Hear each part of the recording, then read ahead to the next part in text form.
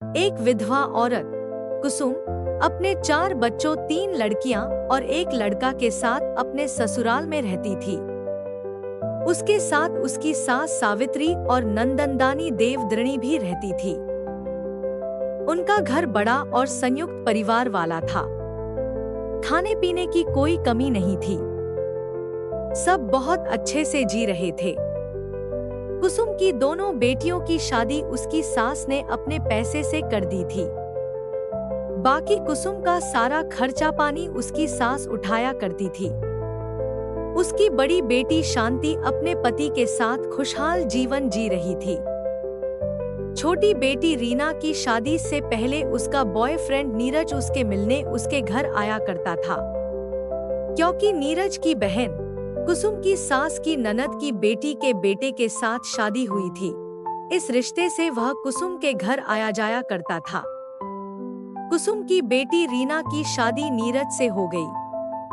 कुछ समय गुजर जाने के बाद नीरज अपनी सास के साथ कुसुम से इश्क करने लगा। उनकी ये हरकतें हर रोज चलने लगी। नीरज अपनी पत्नी को रात की ड्यूटी का बहाना बनाकर अपनी सास से मिलने आता और कुसुम को अपने साथ ले जाता। दिन भर यह सिलसिला चलता रहा। कुसुम की सास को शक हो गया। वह बहू को रोकती और नीरज को घर आने से मना करती। लेकिन नीरज अब कुसुम के बिना एक पल भी नहीं जी सकता था। वह रात को गाड़ी लेकर आता और कुसुम को ले जाता। दोनों अपनी हवस पूरी करते और यह सब हर रोज चलता रहा।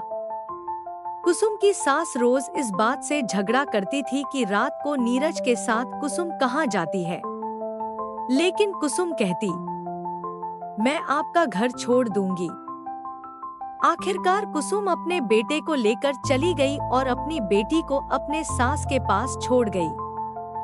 सास ने उसे रोकने और समझाने की कोशिश की, लेकिन कुसुम ने एक भी बात नहीं सुनी।